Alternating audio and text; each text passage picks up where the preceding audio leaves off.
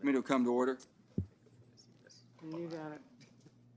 Can call worse, right? We meet today to consider three pending nominations. The three nominations are Dr. Geraldine Richmond to be the Undersecretary for Science of the Department of Energy, Ms. Cynthia Stackelberg to be the Assistant Secretary of the Interior for Policy Management and Budget, and Dr.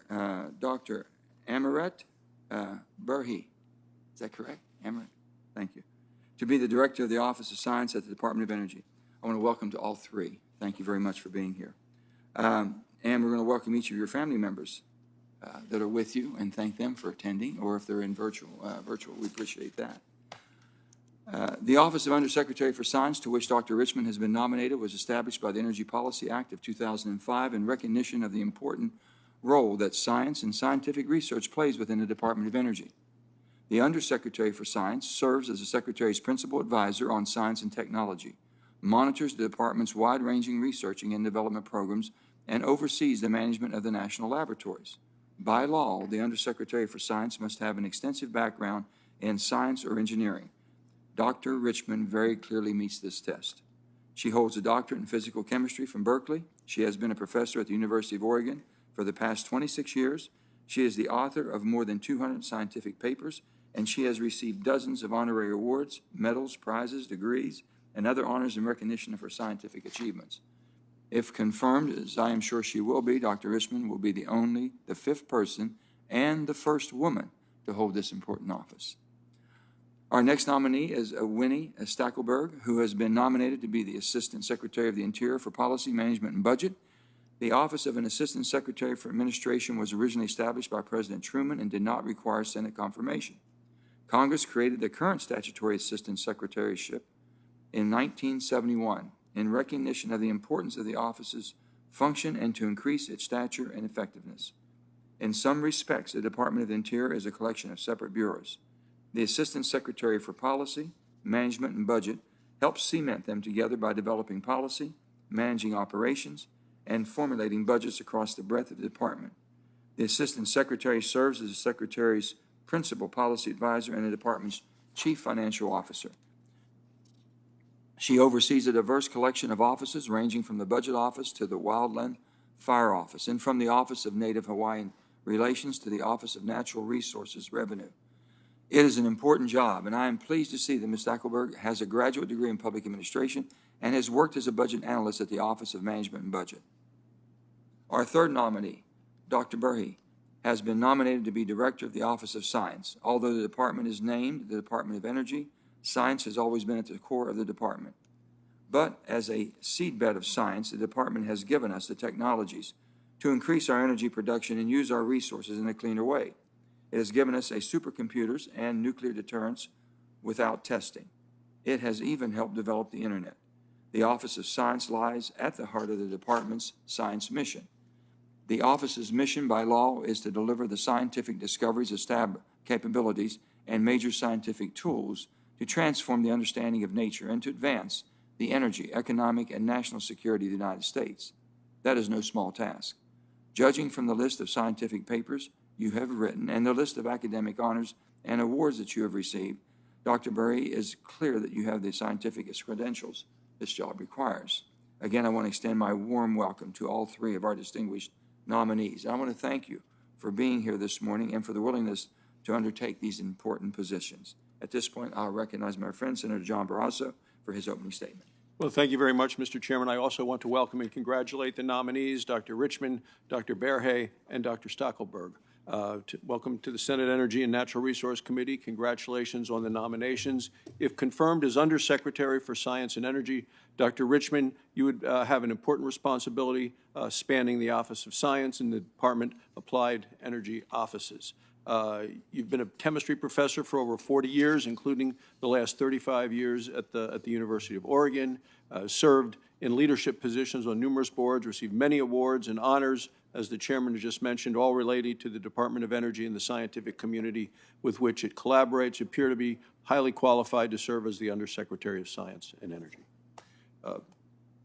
I cannot say the same for Dr. Berhe's specific qualifications to serve as Director of the Office of Science at the Department of Energy.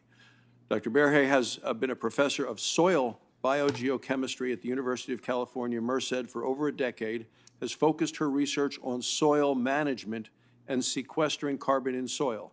Her background and experience appear to have very little to do with the Department of Energy's main scientific focus and the scientific community with which it collaborates.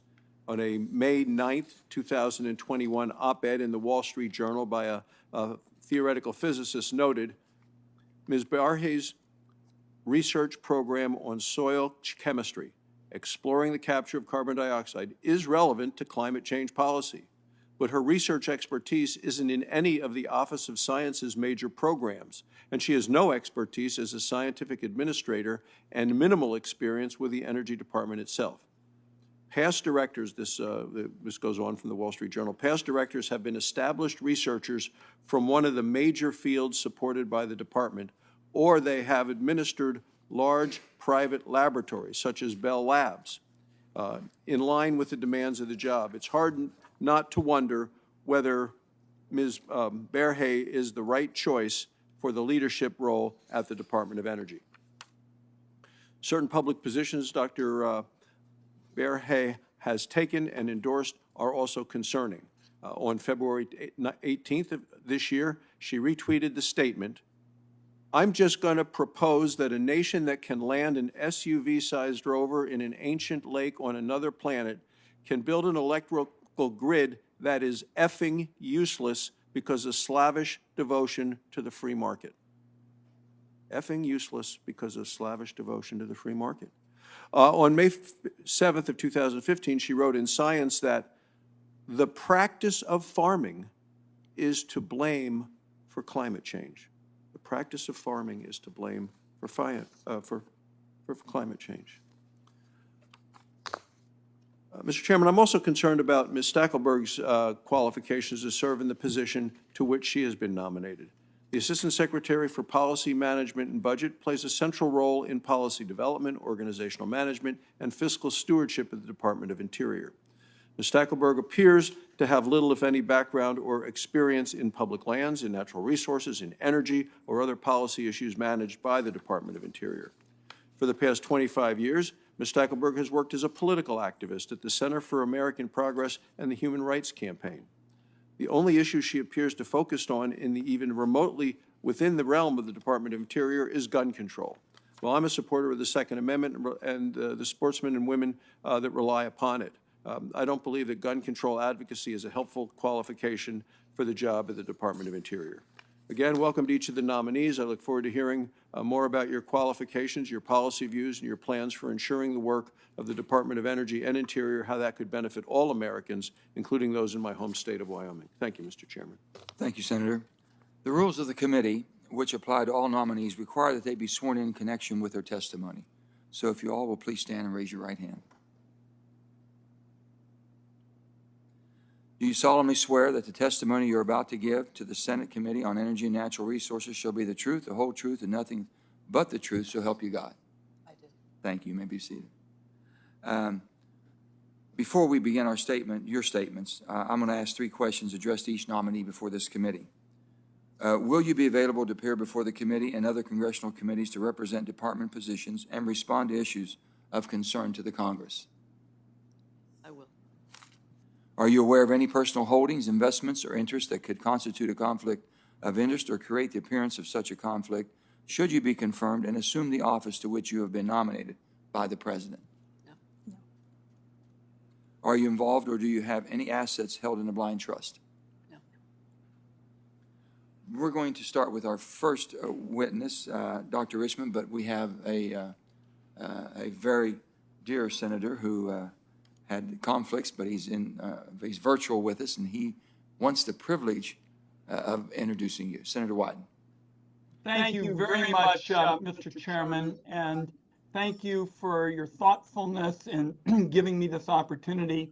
And we Oregon Ducks really appreciate your incredible send-off for Dr. Richmond this morning.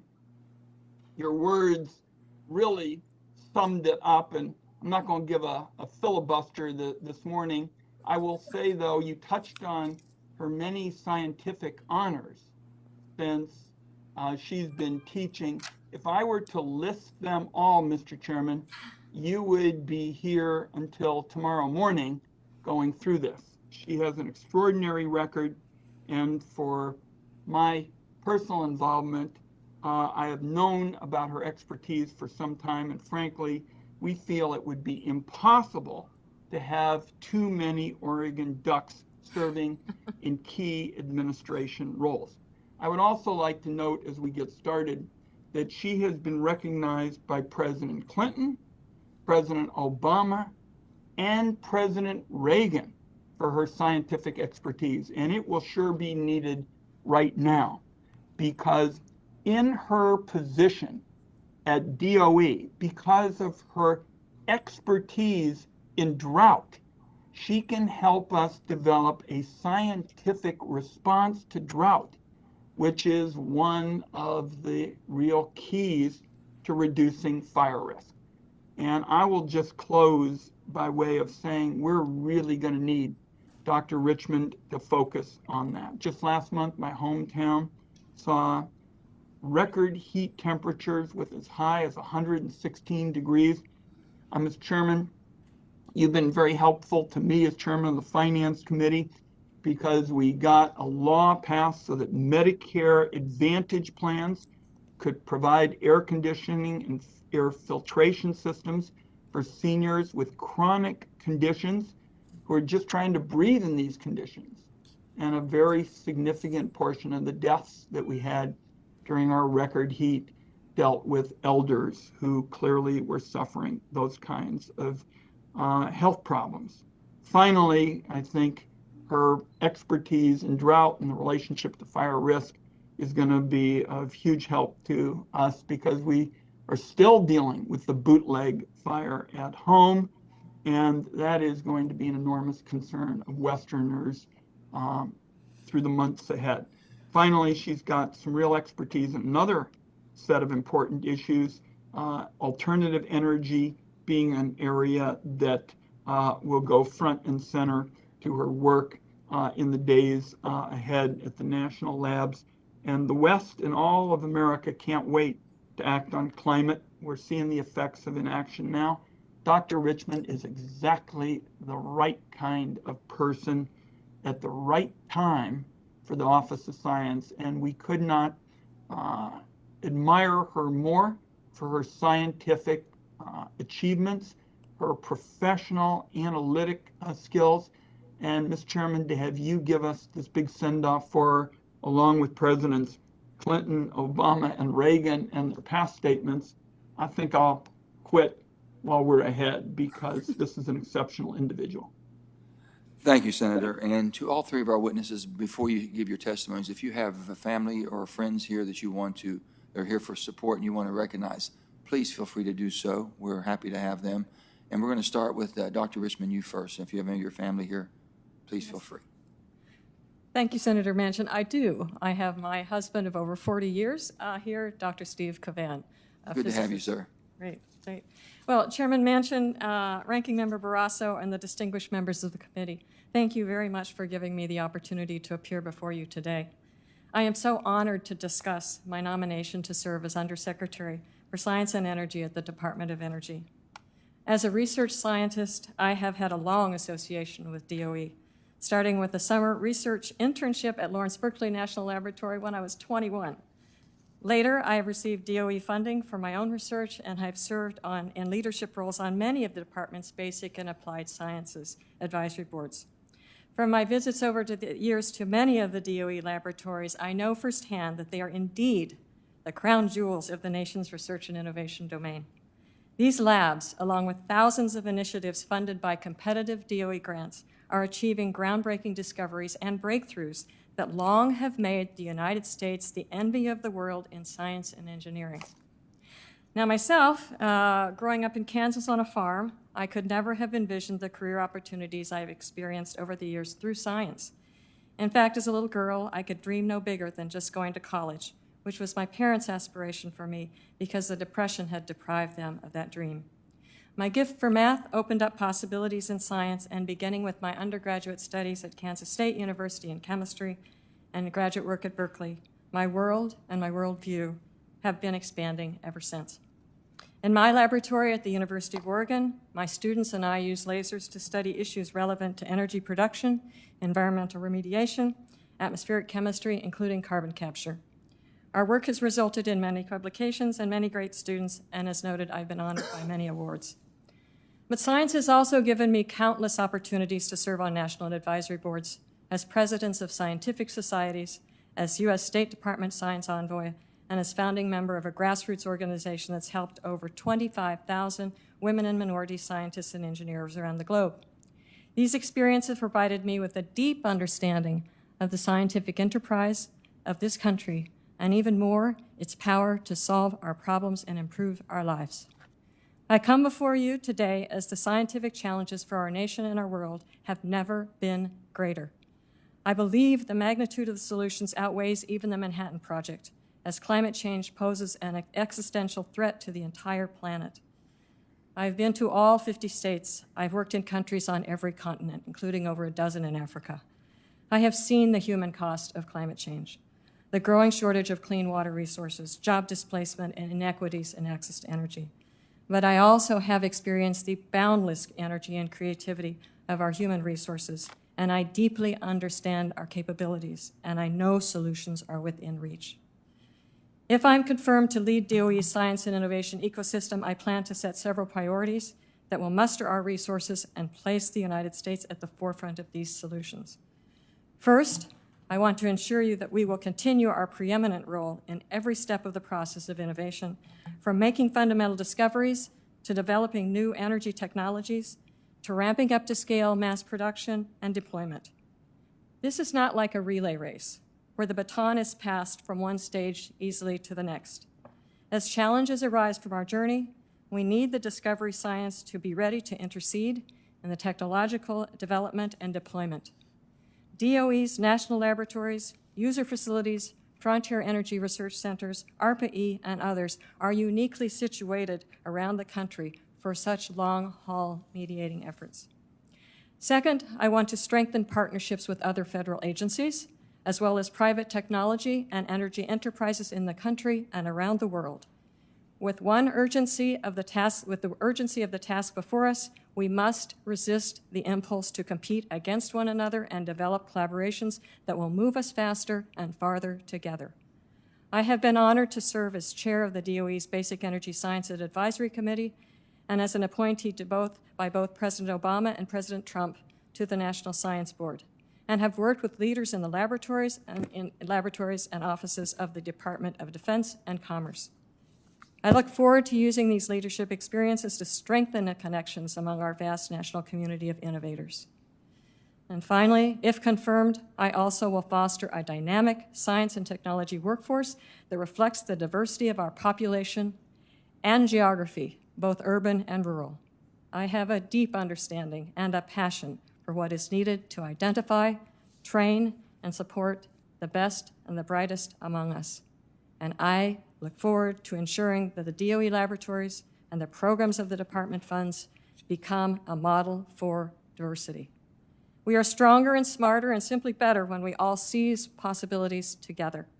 And there is no better place on this planet for scientific discovery and innovation than a country built on the premise of joining forces. Thank you for allowing me the opportunity to appear before you today, and I do look forward to your questions. Thank you. Thank you. Thank you, Doctor. And now we'll hear from Ms. Stackelberg, and if you have anybody you want to introduce, feel free to do so. I want to recognize my partner, Vicki Phillips, who's here today. Thank you so much. Thank you for coming. Thank you. Chairman Manchin, Ranking Member Barrasso, members of the committee, it is a privilege to be here today and to be considered as the President's nominee to be the Assistant Secretary for Policy, Management, and Budget at the U.S. Department of Interior. I want to take this moment not only to recognize my partner Vicki, who is here, but my sons Will and Charlie. They could not be here today, but they make me all the more driven to play a small part in making a brighter future. President Biden and Secretary Haaland have given me a great honor by nominating me for this role. It is a post at one of the most important departments at one of the most important and challenging of times, and the prospect of taking on this position is more than a job to me. Like many of you and many Americans, I have always loved the outdoors. and in particular, the sheer beauty of what this country has to offer. I have been a lifelong angler and boater, and I credit my parents for instilling in me a love for nature and our place in it. Henry David Thoreau, the great writer and naturalist, once wrote, "Heaven is under our feet as well as above our heads." And I think that just about sums up the feeling of being in one of our national parks, credible monuments, and taking in the marvel of what is around you. I remember being a 9-year-old city kid, wide-eyed with my jaw to the floor at the sight of the Grand Canyon. And as a young adult, I went diving and took in the sheer wonder of the Buck Island Reef National Monument. And more recently, I took my kids to visit the Ding Darling National Wildlife Refuge to see the white pelicans making their trek from east of the Rockies to Florida. I am also very aware of what lands mean to Western states, where large percentages of their area are managed by the Department of the Interior. This includes millions of acres of multiple use lands, where it is imperative for the department to work with states, tribes, and a diverse group of stakeholders to strike the right balance. As we do so, it is imperative that we take action to address the threat of climate change poses to communities across the United States and in the West in particular, which is in the throes of unprecedented drought and devastating wildfires. We also face important questions when it comes to clean energy and wildlife conservation, fishing and hunting, and access to our public lands and heritage. How we address these challenges will have far-reaching ramifications. I sit here mindful that if I have the privilege of being confirmed as Assistant Secretary, I will dedicate myself fully to working with this committee to meet those challenges. The role of Assistant Secretary for Policy, Management, and Budget requires me to be a leader. It will require me to guide programs with national and international concern across bureaus and offices, to lead an inclusive workforce to optimize the mission of the administration, and to spearhead budget formulation to make key decisions when it comes to priorities and goals, and to ensure that the department complies with statutory and regulatory requirements. For more than 2 decades, I have helped lead organizations and develop the skills necessary to fulfill these functions. As a senior leader at the Center for American Progress and the Human Rights Campaign, I have been key in developing and driving strategy. I have also had the honor of managing a large number of driven, dynamic staff tackling a whole range of issues, and I have exhibited steady leadership when it has come to personnel and human resource challenges. Challenges that include addressing diversity and equity issues to ensure that wherever I serve, there is a workplace culture where employees can thrive and grow. At both these organizations, I have also executed cross-cutting personnel and policy efforts, managed complex budget and financial projects, and collaborated with key stakeholders, often with differing perspectives. I take pride in the fact that I have worked with members of Congress on both sides of the aisle to achieve results and make progress. I have worked with organizations like the American Enterprise Institute, the Chamber of Commerce, the Bipartisan Policy Center, and the McCain Institute, to name a few. I also have a strong record of success, and I say all of this that I believe I have the experience and the acumen to take on this role, and I am ready to get to work. Thank you for inviting me to be in front of this committee today. Thank you for the opportunity to discuss my nomination, and I look forward to your questions. Thank you, Ms. Stackelberg. And now we'll hear from Dr. Berhe. Doctor, if you have someone you want to introduce, you're more than welcome to. Thank you, Senator. I would like to acknowledge my husband and my kids who are virtually joining the event today. Thank you. Thank you. Chairman Manchin, Ranking Member Barrasso, and members of the Committee on Energy and Natural Resources, thank you for the opportunity to appear before you today. It's my great honor to appear before this committee as President Biden's nominee for the Director of the Office of Science at the Department of Energy. I thank the President and Secretary Granholm for trusting me to help lead the next chapter in the great scientific success story of the Office of Science. Allow me to acknowledge my family and friends whose love and support I am fortunate to have, especially my husband, Professor Tamrat Aforke Gazahey, our children, Essay and Ililta, and my parents, Gidey Wildeselassie Khatama and the late Asafau Berhe Hagos. I was born in the Horn of Africa in Eritrea. I grew up in a wonderful family with two great parents and role models who not only were first-generation middle school graduates, but also received college degrees while working to support their families and raising 6 kids. The fact that I'm appearing in front of you here today is a testament to the incredible power of education to transform a person's life. My parents instilled in me the value of education and respect for knowledge and ignited my love of science and the natural environment.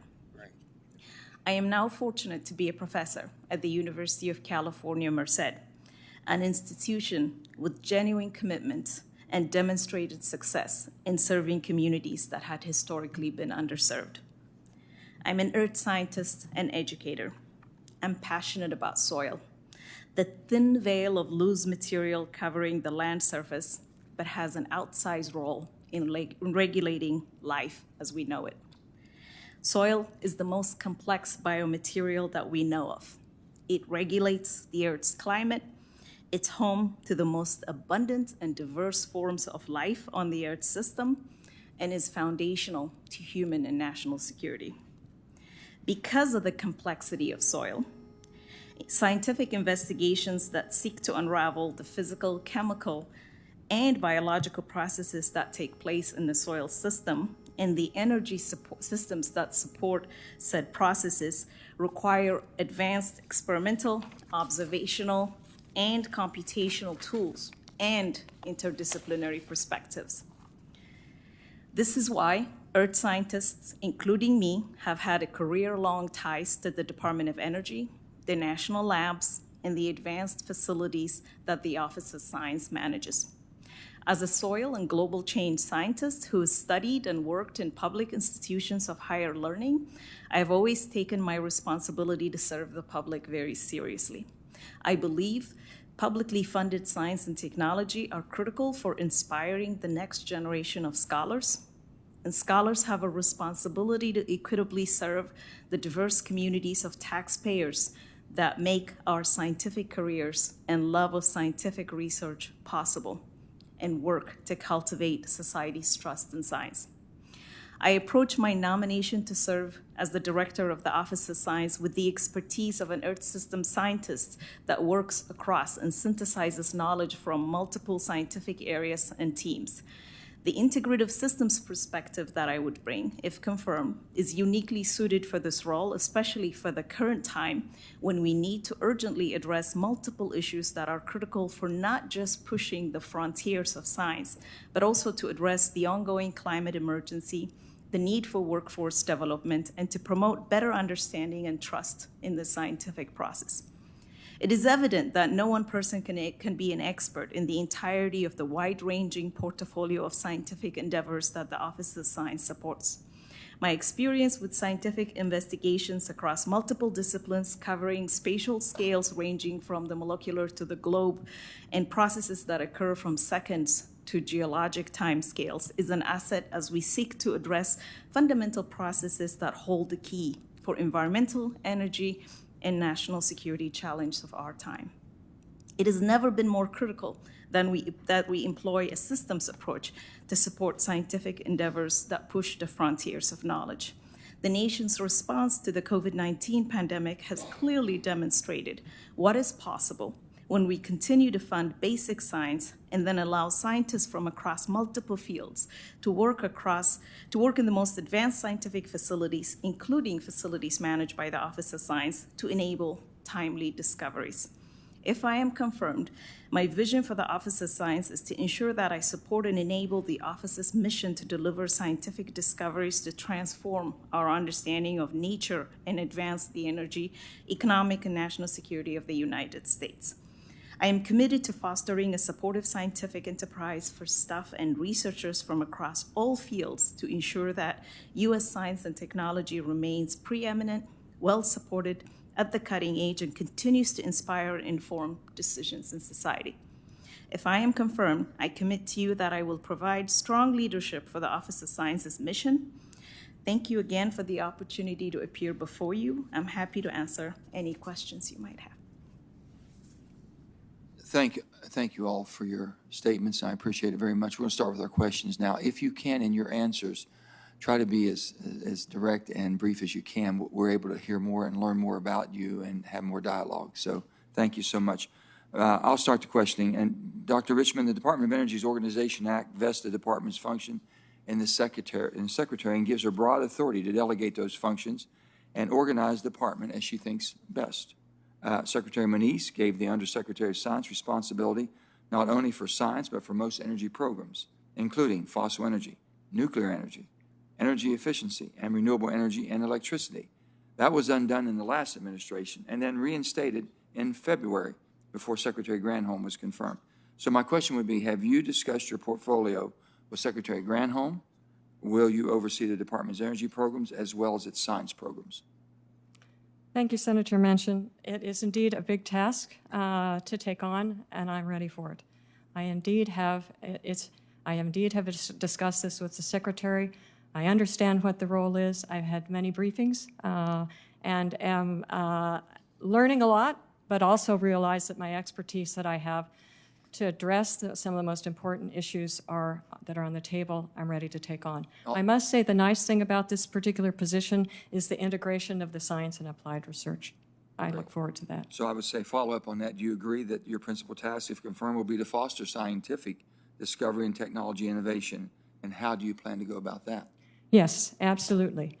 As I said, I have several priorities, but one particular to that issue is to make sure that as we go from discovery research to going all the way to where we develop technologies and deploy them and also create jobs, to help make that as seamless as possible, to break down silos and make sure that we can work effectively, and that is my role, and I will take that on. Thank you very much. Ms. Stackelberg, as I mentioned in my opening remarks, Assistant Secretary for Policy Management and Budget has a very broad portfolio and authority over more than 24 different program offices, ranging from native Hawaiians to natural resource revenues, invasive species, to wildland fires, law enforcement, to hearings and appeals.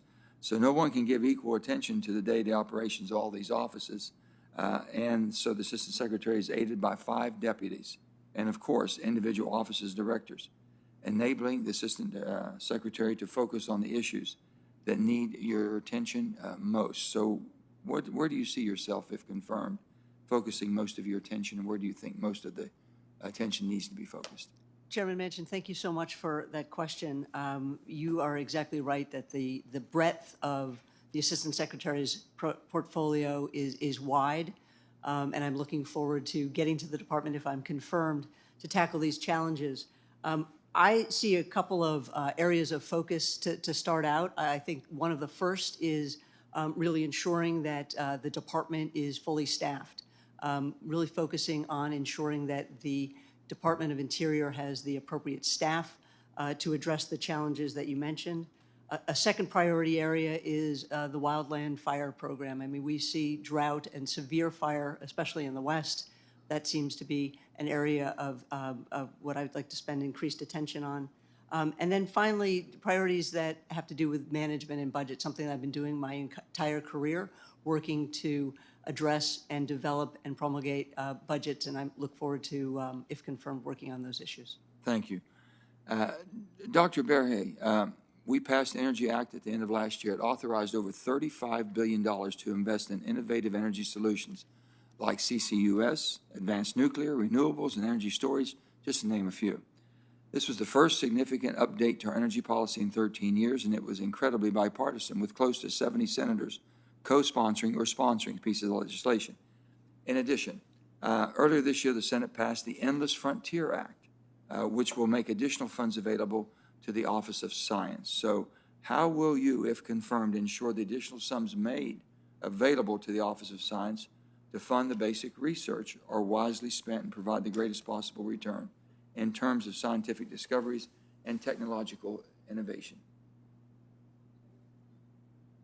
Thank you, Chairman Manchin.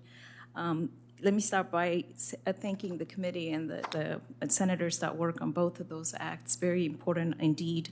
I think it's extremely important that we are not just working on, we're trying to innovate the newest technologies and advanced and cleaner energy options, But as as you stated, carbon capture technology is an important part of that equation. I've spent a big part of my life, in particular, on natural solutions for carbon capture, but there are also a number of engineered approaches there.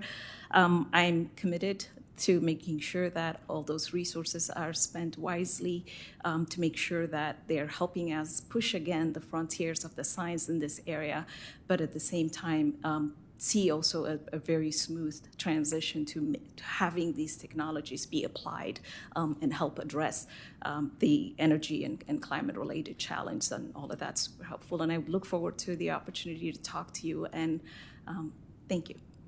Thank you, Doctor.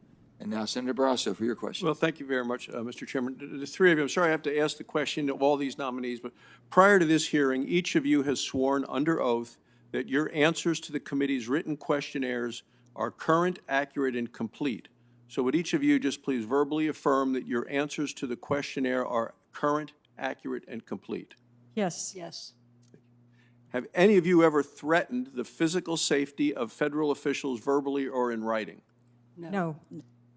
Have any of you ever been affiliated or collaborated with an organization that uses violence against fellow Americans? No. No. Thank you. Ms. Stackelberg, I have a series of short questions for you, and since your job is at the Department of Interior. You quoted Henry David Thoreau, Walden. It is during his Walden years. He has written, "I went to the woods because I wished to be there deliberately."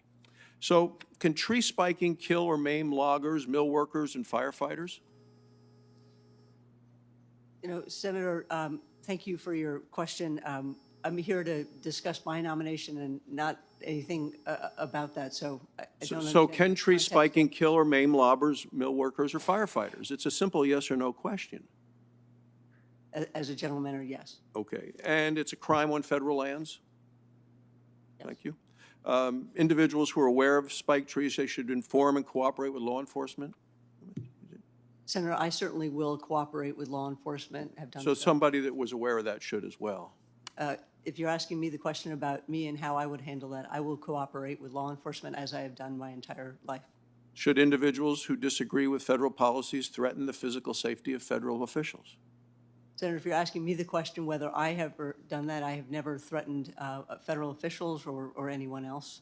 Should individuals who plan or are otherwise involved in tree spiking incidents and threaten the physical safety of federal officials, should they expect to be hired by the Department of Interior, which you've been nominated to? Senator, again, I'm here to discuss my nomination for the Assistant Secretary for Policy Managed Budget, and interested in answering questions about my nomination and my past actions and my vision for this position, which is critically important. I mean, we have so many important challenges, climate change being one of them, and I really look forward to working with you and this committee in a bipartisan fashion to address those issues. So you agree tree spiking can kill, maim loggers, mill workers, and firefighters?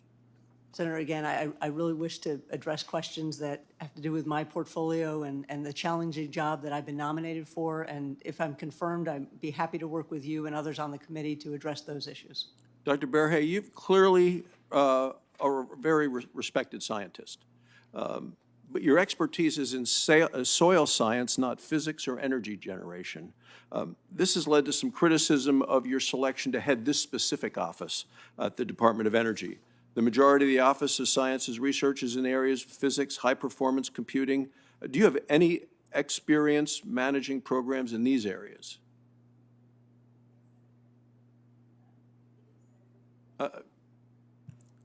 Thank you, Senator, for your question. Yes, my background is in soil science, biogeochemistry, and I'm an earth system scientist. So I have not worked in the areas of physics, but I assure you that if I were to be confirmed for this position, no area of focus within the DOE's vast research portfolio would be shortchanged in any way. As you know, these research priorities for DOE are set with this very deliberate and thoughtful, discussions and consultation with Congress and the scientific community, and I abide by those in making sure that the science remains highly supported. So the Office of Science has an annual budget of more than $7 billion. The director of the office leads over 800 federal employees, oversees 10 national laboratories with more than 26,000 employees. What kind of management experience do you have that would prepare you for this role? Thank you again, Senator. So I'm an academic by training, and my areas of expertise have so far been, in the areas of academic research, science and technology, and workforce development. So clearly, this is a slightly different approach, but my work so far in pushing not just the scientific advances in multiple areas of research, but also workforce development and consultation with multiple national and international efforts are well recognized. And I believe I bring an Earth System Sciences perspective that allows me to expand and work on these important issues. Thank you. And then, Ms. Stackelberg, in 2016, you just talked about working in a bipartisan way on climate change. In a 2016 interview with C-SPAN, you stated that Republicans are, quote, climate deniers. Your statement, C-SPAN, all Republicans climate deniers. Do you stand by that characterization today? Senator, I'm not familiar with that quote, but I certainly have worked with Republicans and Democrats, not just on climate change, but a range of issues. And so I have worked in a bipartisan fashion. And if I spoke about the Republican Party, I may have been talking about particular senators, but I have had a career of working in a bipartisan fashion and with organizations that I don't always see eye to eye in. I will say that the position for which I've been nominated at the Department of Interior is a different position from the ones that I have held. Being a public servant is different from being at an organization with ideological views, and I understand that distinction. Thank you, Mr. Chairman. Senator Cantwell. Thank you, Mr. Chairman. Ms. Stackelberg, if nominated, you'll have a key role in stewarding on our public lands. I want to ask you about the failed oil and gas sale lease earlier this year and rights to drill in the Arctic Wildlife Refuge. I say failed because you know that the sale lease brought in a paltry $6 million to the Treasury. That is 0.67% of the $1.1 billion estimated that was used to justify opening this pristine wildlife refuge in 2017. In fact, the Trump administration spent more on preparing for the failed lease than what they raised. So to me, they didn't count a lot of associated costs and harm to communities and impacts. I understand that in the last hour, the Department of Interior announced they will conduct a new environmental review of the Arctic wildlife drilling program that will include consideration of greenhouse gas impacts. How do you think the newly announced environmental review will help us get a more accurate cost for Arctic drilling? Thank you, Senator, for your question. And I'm not familiar with a recently issued review. I will say that your point about does show the limited commercial benefits and interest. And I'm not currently at the department, but if I'm confirmed, I look forward to working with you and others on the committee and receiving a briefing on that really important issue. But you do agree that you need accurate costs and cost assessments. I absolutely believe that you need accurate costs, and I look forward to working with you and others at the Department of Interior to assess and gather those accurate costs. Thank you. Ms. Richmond, on the efforts of our national labs and R&D, some people have already mentioned USICA and our efforts to increase the R&D budget. While the support of many of my colleagues, we were able to authorize $17 billion in that. Do you support an increase in funding for the Department of Energy? Thank you for that question, Senator Cantwell. Yes. Okay. Do you support a doubling of DOE's innovation budget? Or I guess I could broaden the question to, if we actually doubled that, we'd see an additional $40 billion. What kind of results do you think we could expect from that kind of initiative? I'm referring to a report that was done on the National Academy of Sciences and the Bipartisan Policy Group on Breakthrough Energy Institute, and some of the findings in that report of what we would then be able to achieve. And specifically what I'm after here is the dynamics have changed. This is not even really, in my mind now, about carbon. It's not. This is about what energy economies are you going to chase. And if you don't do the R&D, we're going to fall behind on these energy economies. And the rest of the world, everybody's all decided. The consumer has decided. Other countries have decided. Everybody's moving off of carbon. So what are we going to do to chase those economies and those solutions, because if we don't, we're going to be without a lot of jobs. So the report characterized this very well. What are you thinking more investment on the R&D side would help in doing this? Thank you, Senator Cantwell, for that really important question.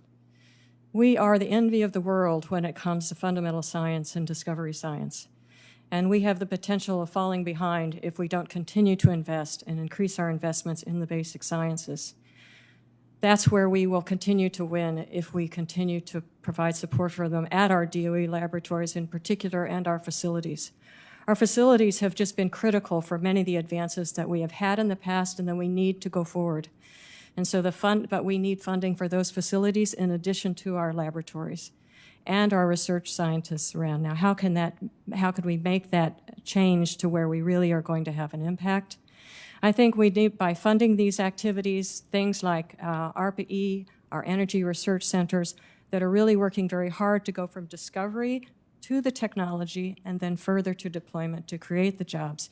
Those kinds of programs and others that the Department of Energy is launching, I think, are going to be game changers with regards to our ability to get to the endpoint that we need to have.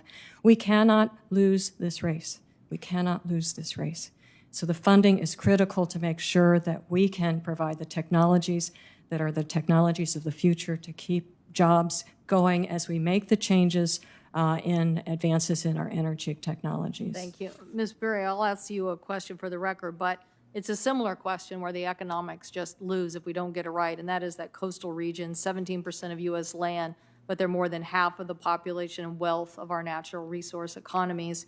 If we don't do good coastal zone management, vulnerable to the seas and surges and tsunamis, and understanding this, we're going to have a problem. So look forward to your work on soils and coastal issues and getting an answer for the record. Thank you, Mr. Chairman. Thank you, Senator. Senator Lee. Thank you, Mr. Chairman. Ms. Stackelberg, we'll start with you. On March 22nd of this year, you tweeted, quote, "Pass universal background checks and ban assault weapons and high-capacity magazines. Deliver solutions and results. That's what voters want," close quote. So it appears that you advocate banning certain kinds of firearms and magazines. Let's start with the firearms. Just as briefly as you can, tell me what you define as an assault weapon. You know, Senator, I just want to start out by saying, like President Biden, I believe we have too much gun violence in this country. Sure.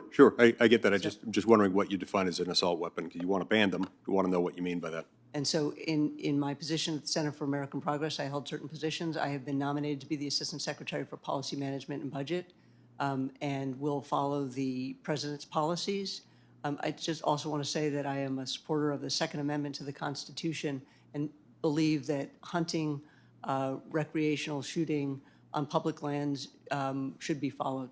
I get that. I appreciate all of that. We're on a tight time constraint. I've only got a few minutes, so just tell me what you mean by assault weapon. Something you want to ban. I just want to know what you mean by that.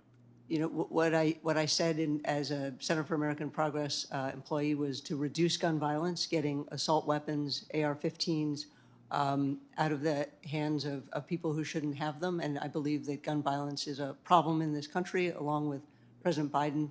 But as I said, I'm a believer in the Second Amendment. Okay. So you've mentioned AR-15s. Any other type of weapon you'd want to ban? What do you define as the weapon you want to define? You've said assault weapons. The only weapon you've mentioned so far is AR-15. Is that the only gun you want to ban? Senator, I was speaking in a certain context as working at the Center for American Progress. That is not the position that I've been nominated for now, and I will follow the laws that are passed by Congress. Does the Second Amendment confer an individual right to bear arms?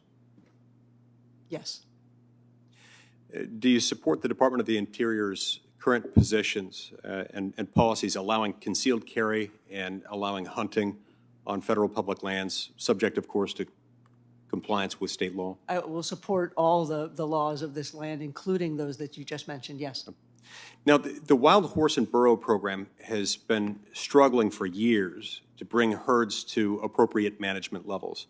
This has led to a massive humanitarian concern and immense suffering among our equine friends that are part of this program. How do you believe we can better use fertility treatments to get us to sustainable levels on the range?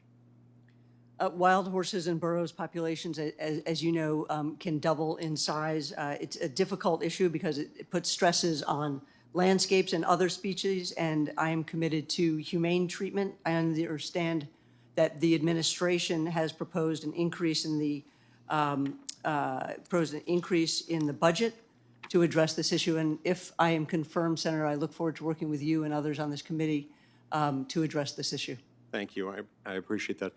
Now, the President has stated his strong support for extending federal recognition to the Lumbee tribe of North Carolina. Can you tell me why the administration supports the Lumbee recognition when they have not proceeded through the Office of Federal Acknowledgement? Senator, I'm not familiar with that particular example, and if I would like to learn more about that, spend some time learning about that issue. Okay. I ask about this because Obama-era updates to regulations governing federal acknowledgement of tribal entities significantly eased the requirements for petitioning for these groups. Do you feel like they should be eased further to facilitate acknowledgement of groups like the Lumbee? You know, Senator, recognition of tribes is incredibly important. I know it is a priority of this administration and of Secretary Holland. I'm not currently at the department, but if I am confirmed, I look forward to working with you and others on this committee to ensure that we have proper recognition of tribes and have really enhanced the sacred trust that we have with Native Americans. The Endangered Species Act is also something that plays a significant role in the operation of the Department of the Interior. And the Endangered Species Act has often been interpreted and applied in ways that have prevented forest management activities of the sort that are necessary to reduce the risk of wildfire. And ironically, this has in turn presented greater threats to wildlife. And so, unfortunately, when forests aren't managed, they can become more dangerous for the endangered species that exist there. Now, how do you think we can better implement forest management to prevent wildfires and protect species? I just want to say at the outset, I want to note that I don't believe that there's a choice. I think it's a false choice between wildfire and the economy and species, and I do want to work with you and others on the committee to ensure that the Endangered Species Act is implemented correctly. I think it's been a success. We just have to look at the bald eagle or the American alligator to ensure that. As I noted in my opening, wildfires are a growing problem with severe drought and the prevalence of them. And I look forward to working with this committee to ensure that we address not just endangered species, but our forests as well. I mean, I was heartened to see in the bipartisan infrastructure deal, as it's been reported, that there is money for additional support for wildland fires. And I'm looking forward to, if I'm confirmed, working at the department to bring those disparate and often distinct bureaus and divisions at the Department of Interior together to address not just endangered species, but forest management. One of the things that I've done throughout my career is work with local stakeholders to ensure that we come up with solutions that are durable. I think forest management, wildfires, and endangered species and addressing those challenges are among the things that will require that kind of ability to bring different stakeholders from the local level, from private landowners to ranchers to farmers and others. Thank you. I see my time's expired. I agree with you. The Endangered Species Act has in many ways been a success. To those species and to those humans whose habitats have been destroyed through mismanagement and misapplication of the Act, when we can see harm coming, fuel building up, and a refusal to treat them, that is less than a success, and I look forward to working with anyone within the department who can help address that. Thank you. Senator Heinrich. Thank you, Ranking Member Barrasso. Ranking Member Barrasso, I have a letter here supporting Ms. Stackelberg's nomination that I'd like to ask unanimous consent to enter into the record. It is signed by groups ranging from the American Sport Fishing Association to the Archery Trade Association to the Hispanic Access Foundation, the Mule Deer Foundation, Outdoor Industry Association, and dozens of additional stakeholders in our public lands. Without objection. Ms. Stackelberg, one of the proudest moments that I've certainly had on this committee was passage of the Great American Outdoors Act, and that act provided guaranteed funding for the Land and Water Conservation Fund and to fix public lands infrastructure that has fallen into disrepair.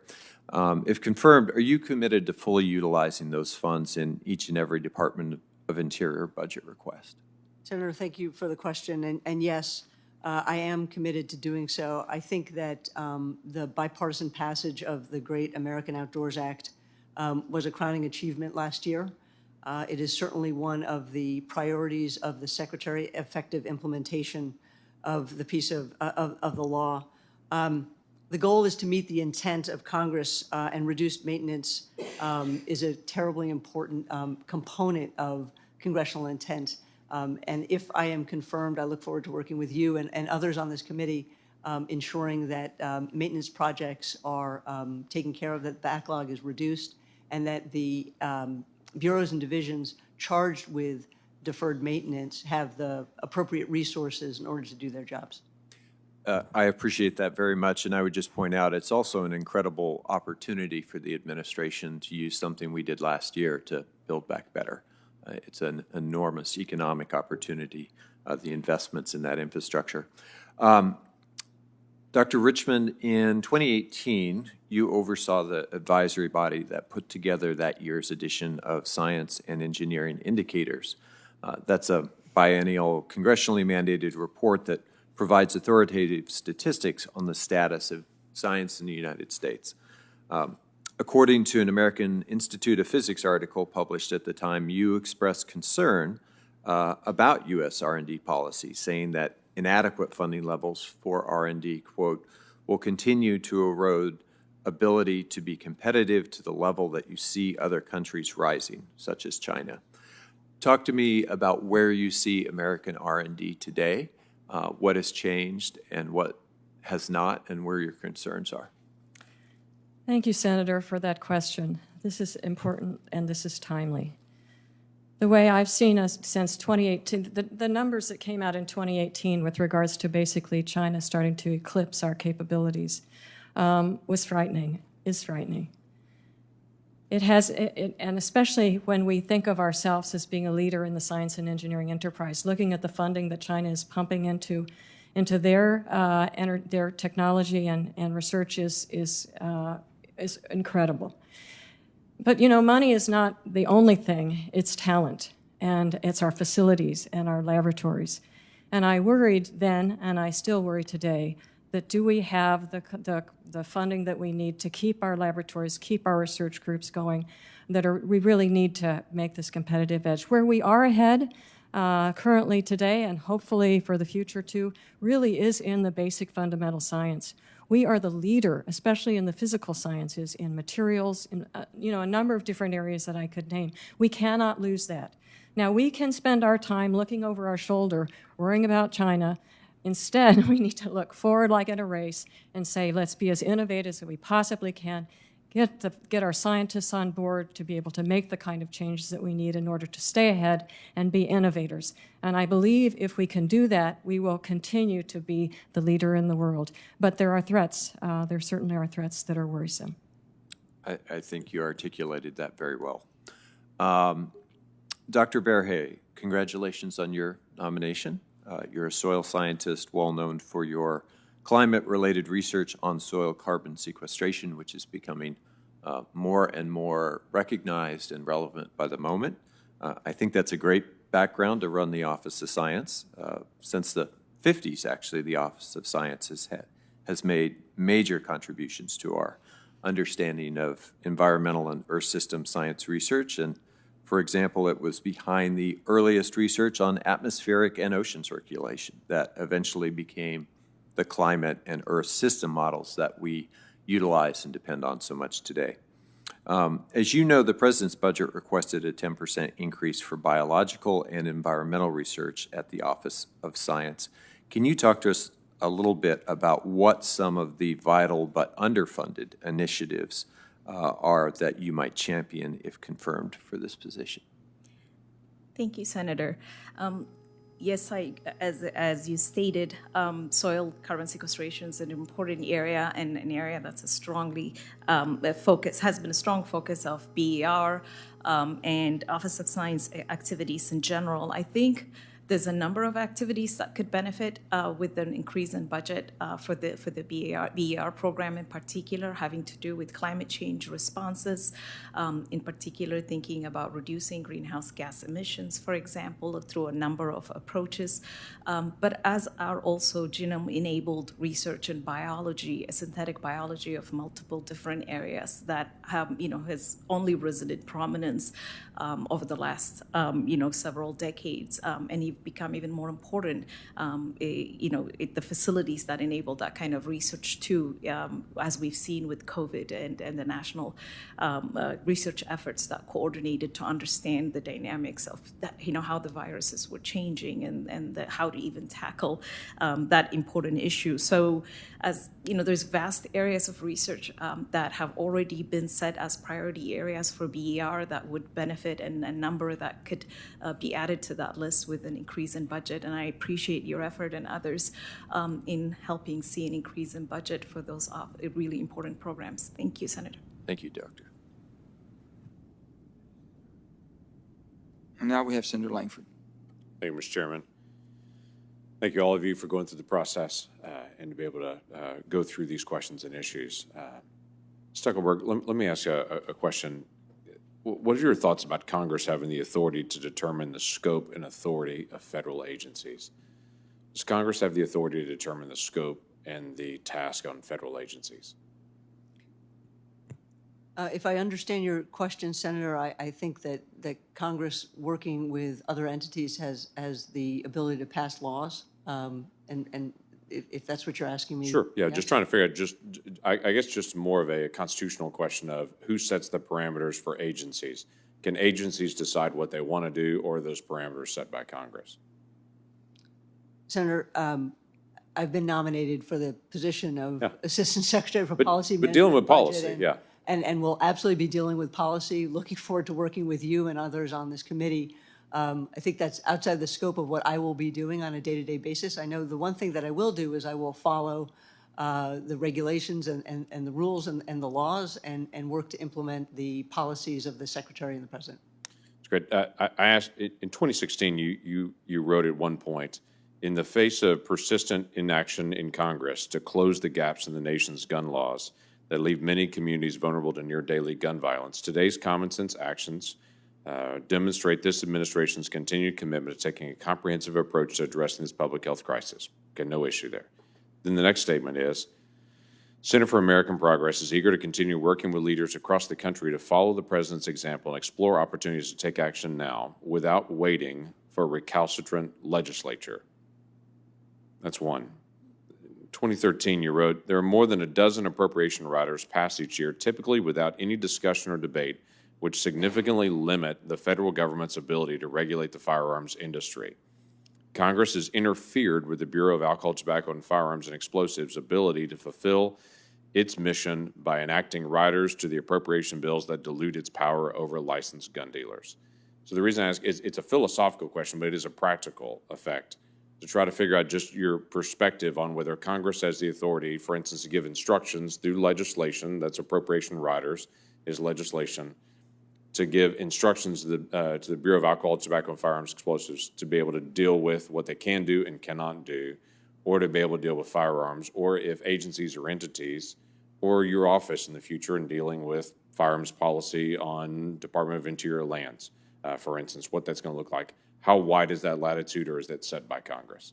Senator, I look forward to working with you on further addressing this question, but let me zoom out for just one moment and say that absolutely Congress passes laws and works with agencies.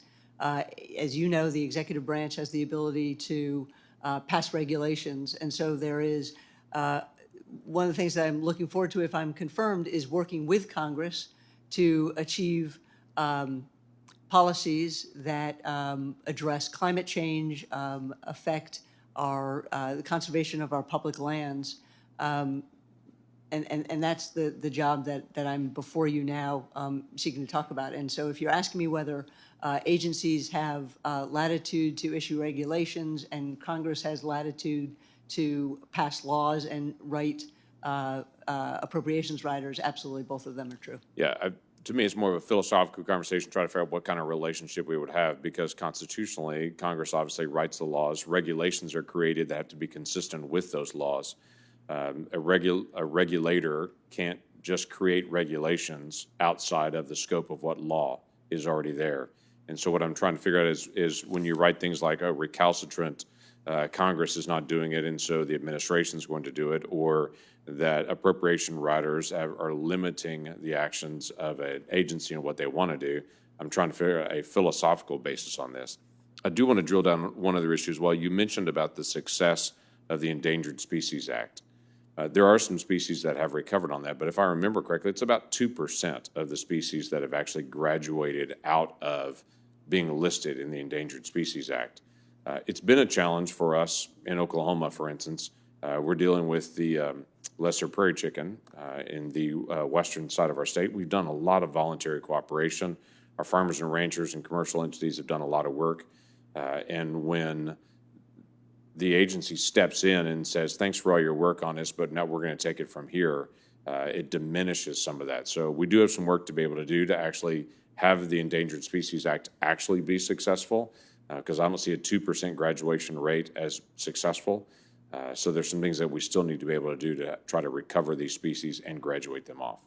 Senator, if I just might comment, if I'm confirmed, I look forward to coming to Oklahoma and learning more about it. I think the partnership of ranchers and farmers and local communities and engaged stakeholders is essential, not just for the successful implementation of the Endangered Species Act, but for all the laws and policies that are promulgated by the Department of Interior. And if I'm confirmed, I hope I'll be able to work further with you and your staff on that issue.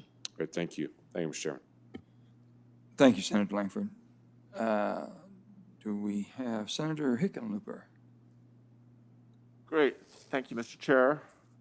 And thank all of you for, not just for being here today, but for your public service. I tremendously appreciate it. Dr. Berhe, I saw that you went and you got a PhD in biogeochemistry. I want to just publicly salute you for that, because that's got to be one of the great interconnections of science, which I think if you look at where cutting-edge research is today, so much of it is taking place at a nexus like that. And I have a master's in geology, but it would be considered primitive from anything that you've studied. And I know that Berkeley is one of the top schools in the country. So again, to have dealt with what you did, what your family did to come here and to achieve that is really remarkable. I wanted to ask you, looking at or beyond direct air capture, nature affords us a multitude of ways of capturing carbon and storing carbon. And how do you think about funding that research and supporting entrepreneurs whose natural carbon removal technologies perhaps don't get to the market for 5 or 10 years as opposed to being there already? And I also love just if you could provide a example from some examples from the soil carbon and mineral sequestration. I don't even know what blue carbon is, but one of my staff dug that up. Anyway, give us a quick answer on that.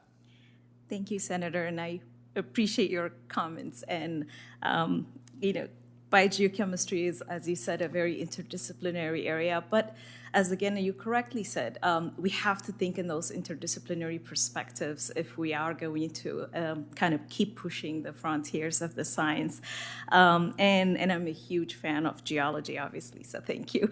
So just to address your question, nature indeed is one of our best allies in addressing the climate challenge. There are multiple solutions available. This is the area of research where I've spent a considerable amount of a part of my career.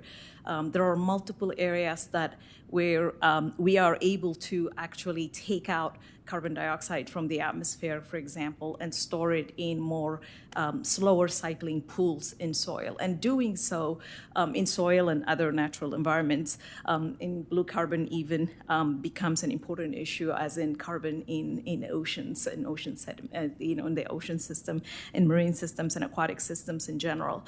All of those are options that are incredible, available, and keep in mind that the way we have used natural resources historically has caused a lot of carbon to be released from the natural ecosystems into the atmosphere. But we can at least reverse some of that and actually use natural ecosystems to sequester a significant amount of carbon and take it out. So draw down from the atmosphere and reduce the atmospheric burden of greenhouse gases. This is a thriving area of research, and also a thriving area that is of interest to businesses and land managers across the board. And I think I agree with you that sometimes research could be a little slow, but this is in one area where the technology transfer and the partnerships between science and industry is moving at a really fast pace. And I think everything we could do to help in that respect from the scientific standpoint could only help address these incredible climate challenge that we have in front of us. It's an exciting time. I think you're going to be the right person in the right place. And I'm going to... I'm not sure I'm going to get to you, Dr. Richmond, but trust me, I am so impressed with all that you've done. And I saw that you taught for 5 years at Bryn Mawr, where my great aunt went, and so I'm a huge fan of that institution. Ms. Stackelberg, I want to just put in a plug and ask your opinion. So often when science is occurring and research is occurring, some of the most important work is done by the people that aren't scientists, and those who are able to keep an enterprise on budget and on task. And obviously you've done that in a number of different arenas. Is that somehow, describe just briefly, and I've used up too much of my time, that ability, how do you see that helping in the Department of Interior and the role you're proposed for? Senator, thank you for that question, and I will be brief. That is what is exciting about the Assistant Secretary for Policy Management and Budget. I have spent my career working to ensure that teams have the support they need, the budgets they need, the direction that they need, providing strategic guidance and leadership to teams and bureaus and divisions, and that's what I've done throughout my career.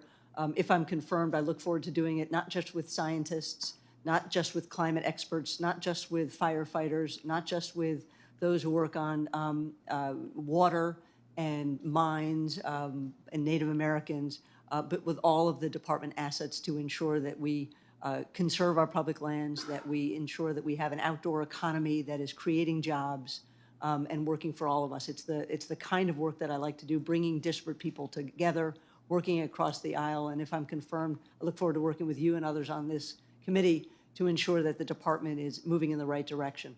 Great, and I have seen firsthand experience of the sensitivity of scientists, that probably only matched by the sensitivity of senators. Anyway, I yield my time or my lack of time to the chair. We're not that sensitive, sir. We have Senator Marshall this time. Thank you, Mr. Chairman, and congratulations to our nominees. My first question is for Dr. Richmond. Dr. Richmond, the Big 12 is one of the most storied conferences in the history of our nation. It's known for its academic excellence and obviously the strongest basketball conference in the history of this nation for the last 10 years, and a top 3 football programs as well. Let's assume that Texas and Oklahoma leaves, and Oklahoma State, from my colleague from Oklahoma, that they're out of the conference.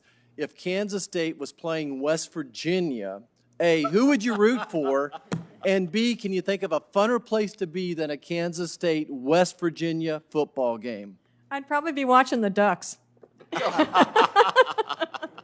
how can I win by answering That's that a good correctly? answer. Good Okay, answer. well, great answer. No, I certainly from one wildcat to another, what does Senator Roberts say? The ever-fighting mighty wildcats. Welcome and congratulations. Thank you. Let's talk about something really important to Kansas, and that's biofuels, and I think important to the environmental footprint of this nation. What do you see for the opportunities for biofuels and specifically renewable diesel and biodiesel? Well, thank you for that question, Senator Marshall. Let me just start by saying, on our farm in the early morning, years and years ago, my father got up every morning and shoveled coal into the furnace to keep our house warm. And now I know that there's a nuclear plant in Kansas that's providing 800,000 people energy. What a transition that's made. 18% of our energy from that nuclear plant. It's amazing. It's amazing. And so transitions can happen. And transitions can certainly happen. We can make much more progress in the bioenergy sphere. But again, it takes we just got to make sure that we're doing the best research that we can, getting it to technology, and getting it further. But at that and any of the other fossil fuels, on all of these, we cannot give up on any of these fuels at all because we need them to drive our economy.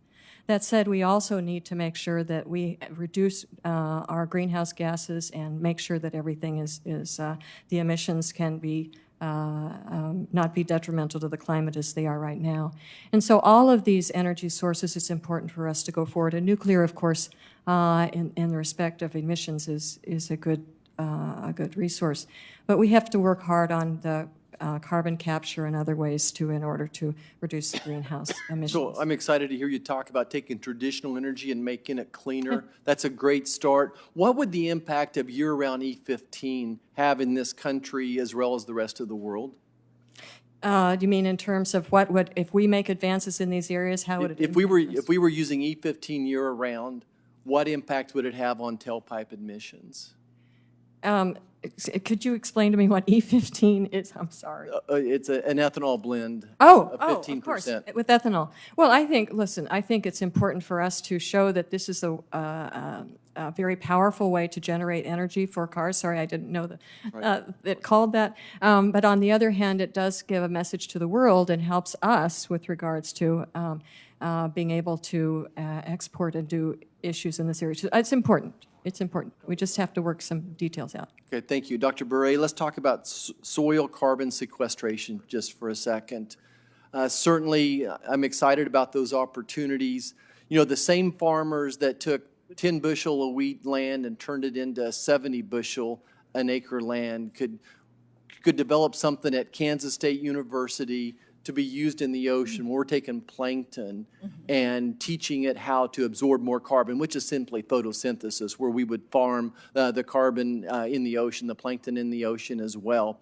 What do you see on the horizon? What are the opportunities for soil carbon sequestration? And please don't talk about no-till farming or cover crops, which we've been doing on our farm in Kansas for 25 years. What's out there? What's the vision? What's the future look like to you?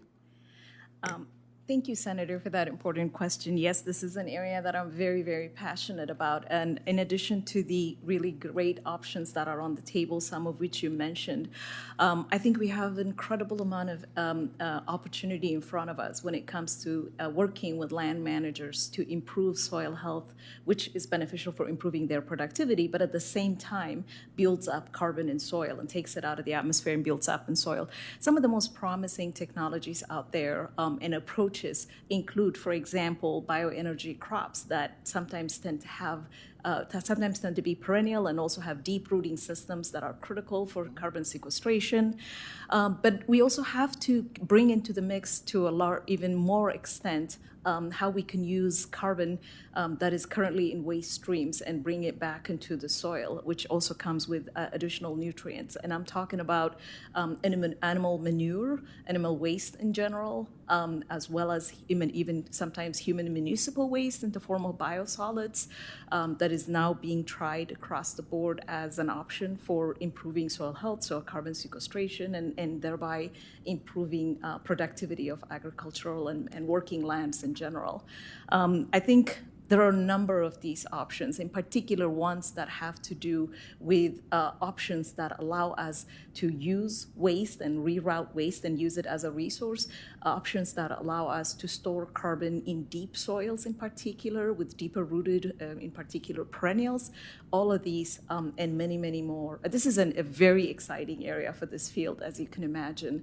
And I'm very passionate and excited about the opportunities to work with land managers and all sorts of stakeholders in this area, because this is something that is happening, and I think we need to figure out a way to make sure that we're helping all of those that are doing the good work in this area. Thank you. I appreciate it. Thank you so much, Chairman. I yield back. Thank you, Senator. Senator Hirono. Thank you, Mr. Chairman. I ask all nominees to any of the, on any of the committees on which I sit, the following two initial questions. So I'd like to ask all of you this en masse. Since you became a legal adult, have you ever made unwanted requests for sexual favors or committed any verbal or physical harassment or assault of a sexual nature? No. Have you ever faced discipline or entered into a settlement related to this kind of conduct? No. Dr. Berhe, I was very interested to learn of the work that you did with the Advanced Geo Partnership that focused on empowering geoscientists to respond to and prevent sexual harassment, discrimination, and bullying in research workplaces.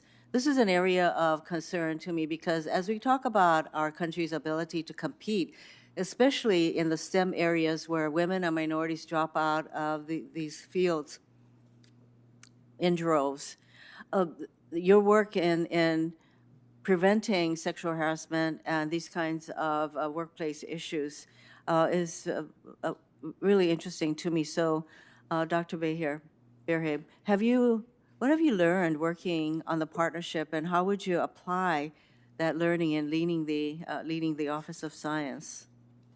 Thank you very much, Senator. You're right. This is a really important area. If we're going to continue to maintain a very competitive and successful scientific workforce, ensuring welfare of that workforce, and ensuring that people from all walks of life can enter science and succeed in the scientific workforce is a really important goal, and it's been a goal of mine in my entire professional career.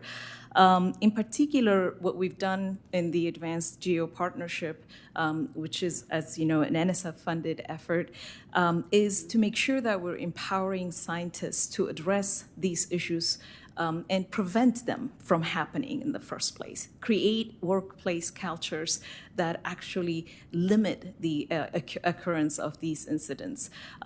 We have legal mechanisms to address them after the fact, but I personally believe that's a little too late time to address them. So we could actually use a community model, a community building approach, where we're empowering scientists to work together to establish a culture where everyone that enters our academic institutions deserves to just be able to focus on their work in peace without any kind of exclusionary behavior, and that if we establish these shared goals and learn about what's right and what's not right ahead of time, I think we could do a lot of good. And that's one of the most important lessons that has come out of the Advanced Geo Project. Obviously, the Advanced Geo Project was focused on very different kinds of institutions, in particular universities, not necessarily kind of the Office of Science type of scale, even though Office of Science funds universities, obviously. But I think there are important lessons of community building and partnerships that would allow us to prevent things. And are these lessons learned the things that you will apply heading up the Office of Science? Because I agree with you that prevention and education and awareness and creating an environment where these kinds of behaviors get reported and dealt with is really important. So I assume that you will implement or institute these kinds of practices. Thank you again, in Senator. your new position, should you be confirmed. Yeah, I'm looking forward to working with the leadership at DOE and the national labs and learning about what kind of things are occurring right now in that space, and and sharing things we've learned from the advanced geo and other opportunities. I am going to be interested in continuing a dialogue with you in these areas, and I am running out of time, but I just wanted to mention to Ms. Stackelberg the important role that the Department of Interior plays in serving indigenous communities, including our native Hawaiian communities. So I certainly look forward to speaking with you about this in more detail during a future discussion. Senator, I look forward to that if I'm confirmed. Thank you. So, Dr. Richmond, maintaining a culture of scientific integrity within DOE's Office of Science is critically important. And what steps will you take to support DOE's scientists and foster scientific communication with the public? Thank you very much for that question. It's really important and also timely, Senator. My role, if confirmed, would be to ensure that the leadership sends the message strongly down and out that scientific integrity is our priority. As a scientist, we have ways, in terms of the research that we do, making certain that it is valid, reproducible, and comes to the appropriate conclusions based on the data. We have checks and balances that are there in order to ensure that the best science gets out and gets very visible, as long as we're sticking with the data.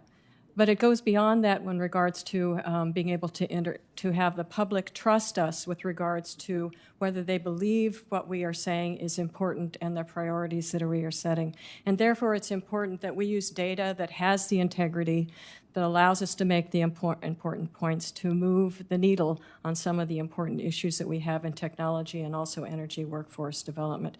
So I can assure you that that would be a top priority for me in working with the Secretary to ensure that scientific integrity is operative at all levels, and also that we provide the public and the taxpayers the knowledge that that's the way we operate. Thank you for that question. Thank you.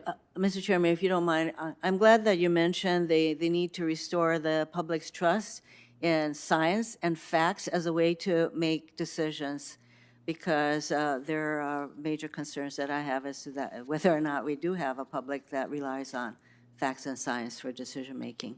Thank you. Thank you, Senator. Thank you, Senator Mr. Chairman. King, by virtual. Mr. Chairman. Mr. King, Senator King, I'm so sorry. I missed our good friend way up in Alaska. I missed her. I didn't see her over there in Alaska.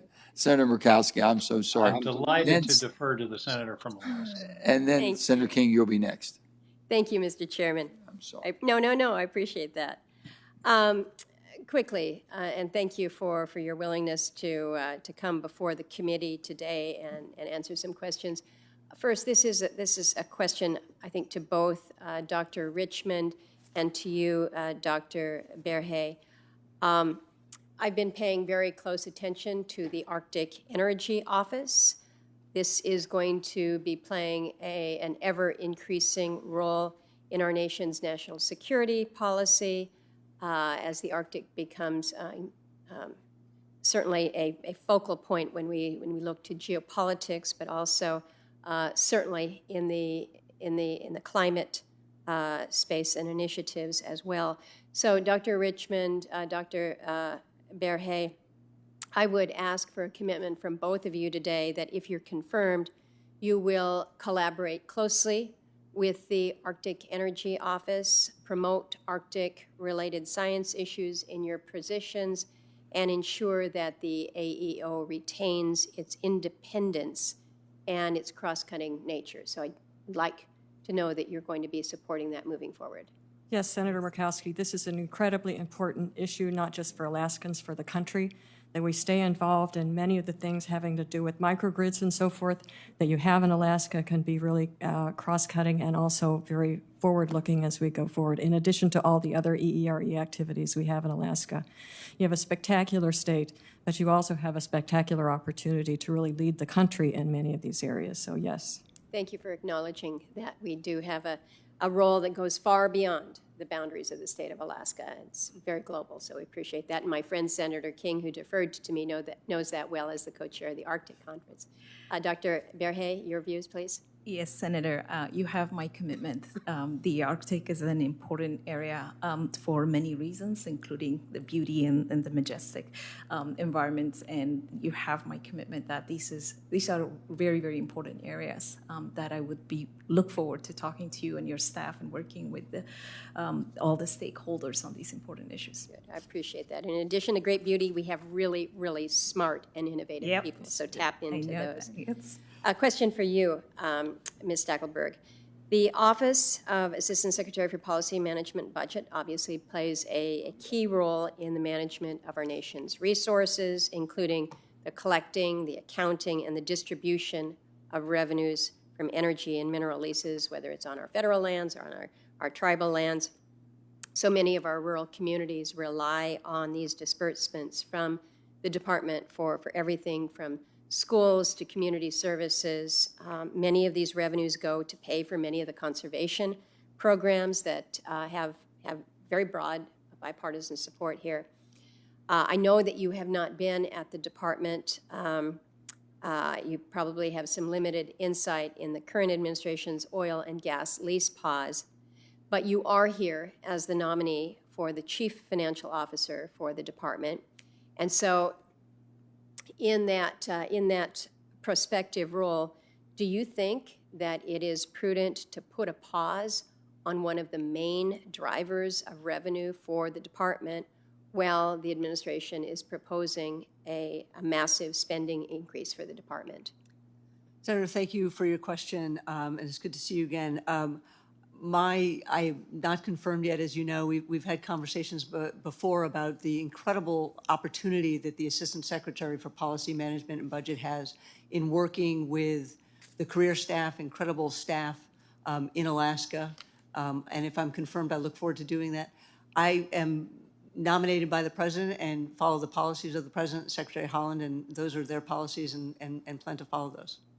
Well, it's just, again, I'm asking from the perspective of the financial management, the fiscal management here, and it just seems a bit incongruous that that you would be clearly limiting the ability of receiving these revenues that are so key to some of not only the administration's priorities, but I think priorities here in Congress. One last quick question for you. As you know, I am the senior Republican on the Interior Appropriations Subcommittee, very familiar with the Department of Interior's budget. The President's budget includes $17.6 billion for the department this year. It is a big job. It is an extraordinarily diverse department, if you will, in terms of budget areas. So very quickly, your experience with developing and implementing large budgets and your familiarity with the department's annual budget process. I am familiar with the department's budget process. One of the reasons why I'm eager to be confirmed is not only to work with this committee on so many of the issues, but to begin to work on the FY23 budget and work with you on the issues that you have. I've spent 2.5 decades working on budgets, finances, doing cross-cutting work at complex, large organizations. I have the skills to bring people together. I think one of the interesting and unique roles that the Assistant Secretary for Policy Management and Budget plays at the Department of Interior is to bring sometimes competing, sometimes conflicting views together, whether it's on budget, whether it's on management, listening to members of Congress on both sides of the aisle, listening to perspectives from people from Alaska, and we'll hear from Maine. Those are the kinds of things that I have done. As I think Senator Collins might have said to you, I have a track record of working across the aisle, working with diverse people. And one of the jobs of the Assistant Secretary for Policy Management and Budget is to be one of those liaisons with respect to appropriations and budget.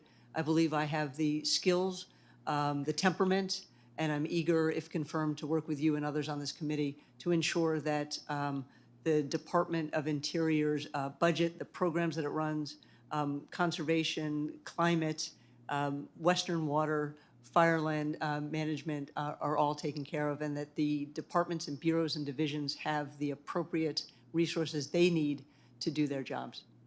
Thank you for the response. Thank you, Mr. Chairman, and thank you to Senator King. Thank you, Senator. Now, Senator King. Thank you, Mr. Chair. Dr. Richmond, we've mentioned the subject of climate change several times. I'm haunted by the experience of England between the world wars, particularly in the 30s. Winston Churchill wrote his first volume of the history of World War II called The Gathering Storm, which was about the period of the 30s when English politicians essentially denied or ignored the growing threat from a militarizing Germany. I wonder how we're going to be viewed 20 years from now in terms of the threat of climate change. This summer has really brought it into stark focus with wildfires earlier than ever, larger than ever, drought, the excessive heat in the Northwest. If ever we're getting a warning, it's now, and yet we're still sort of arguing about it and moving forward, and we are taking steps in various bills and legislation. But do you share my sense of urgency about this, and that when the history of this period is written, I want to be Winston Churchill, not Neville Chamberlain. Can we do more, and should we do more? Thank you, Senator King, for that really important question.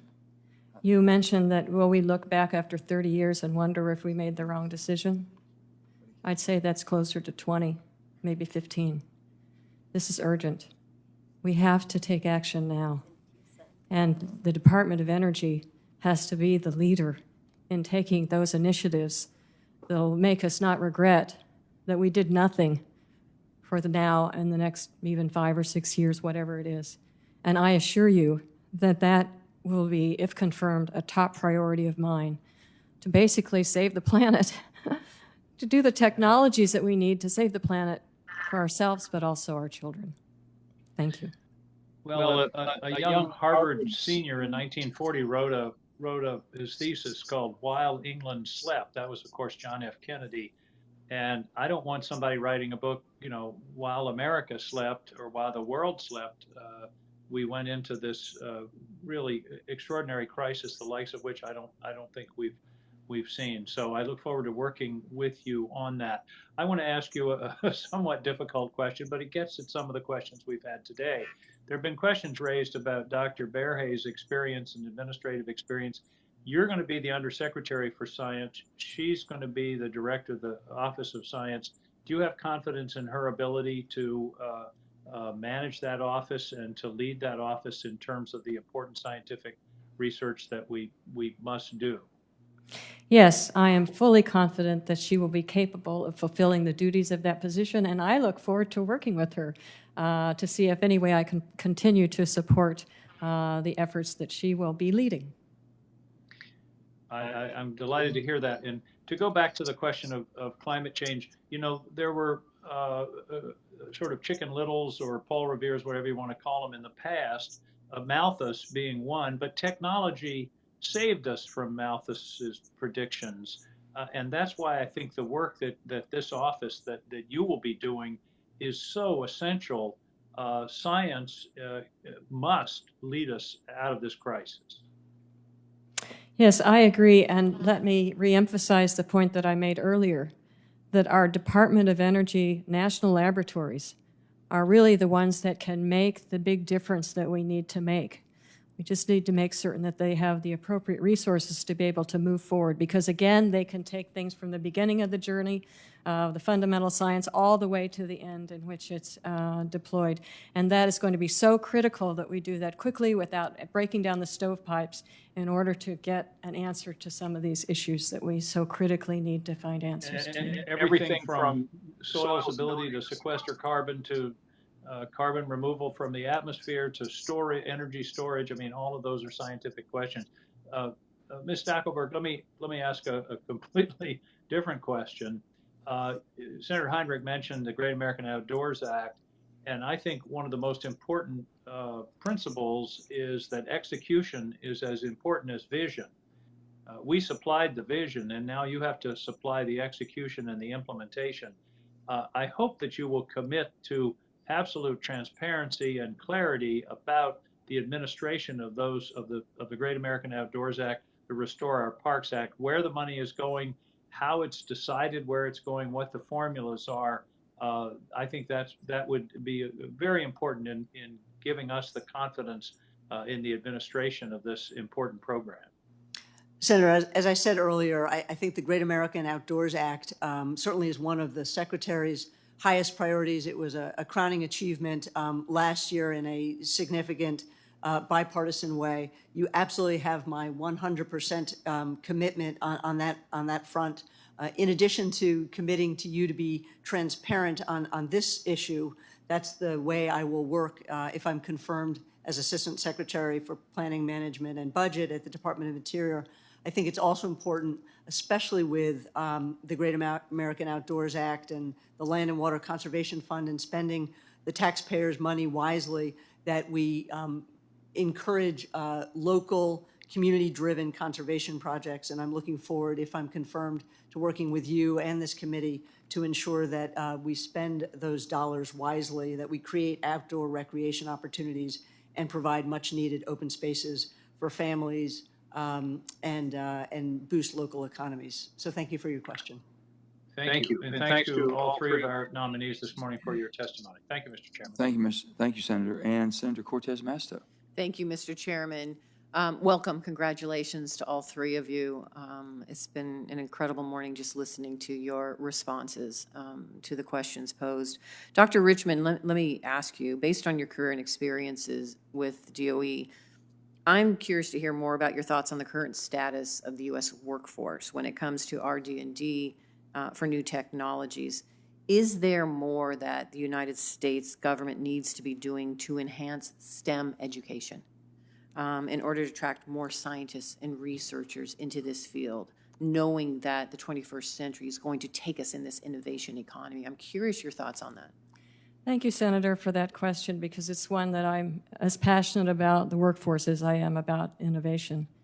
I have worked with many of the DOE lab leadership over the years, even doing research on issues of workforce in their laboratories to try to understand how we can increase not only the number of women and minorities that are in their laboratories, but also get them into leadership positions, which then, of course, we all know makes a big difference. I think there's much that we can do in the educational arena to increase the number of students going into STEM. But I must also say that one thing that I think is oftentimes missed is that what we really lose out on in this country is this retention of students that want to be scientists at 16 or 18 and then aren't by the time they're 22 or 24. We are ranked one of the lowest countries in the world with regards to retention. That's embarrassing. We have to work harder on that retention. And so that's why I believe really strongly, and especially for women and underrepresented groups, because their numbers are the lowest. And so I do believe that there are things that we can do at the undergraduate, graduate level and above, and of course K through 12. But if I'm talking about retention, that's where the problem child is. And I agree. And listen, this is an area, as we're looking at the new legislation, whether it's this bipartisan legislation that we're working on now or in the future, the workforce is key.